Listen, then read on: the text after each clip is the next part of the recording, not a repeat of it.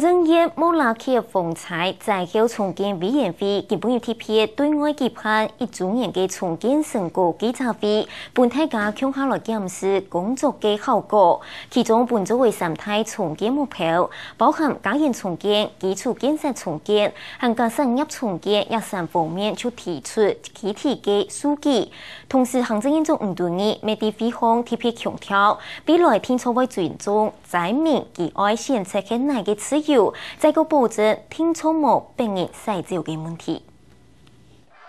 今年莫拉克风采推办经过一段艰辛又痛苦嘅过程，重建嘅工作未喺檢討嘅進行當中，一年就會高睇咧重建嘅工作都帶有用嘅成果咯。唔但強調舊時經濟實力咧，行政院莫拉克風采在後重建傳統委員會，依法也未東京嚟通過莫拉克風采在後重建貼片條例草案。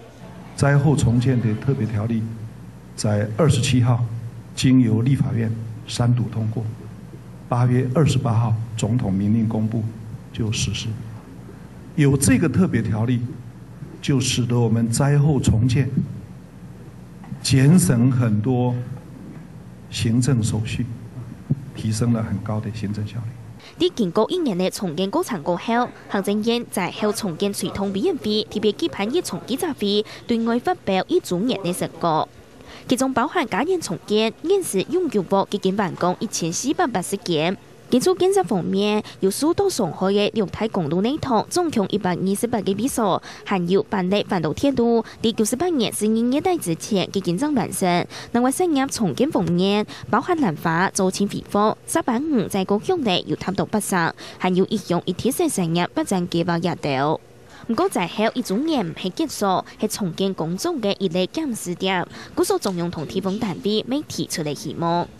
當然，我們也了解，第一次做這樣大規模的這樣的一個工作，我們因為過去缺乏這樣重建分工的經驗啊，所以將來後續在分工方面有了經驗以後，我們可以簽協議書，讓它更清楚一點。所以今年我們有信心，在颱風再來的時候，那我們在山上，那可能交通是斷，是一定會斷，但是我們做好最好的避險避災的這個工作。同時面對除了安保意識有熱出面團體愛崇拜，也屬其他可能態度，抗議政府被其亞掉細節嘅行動，行政院總唔同意，未貼片告一百層次。所以今天如果還有些朋友講我們是破遷，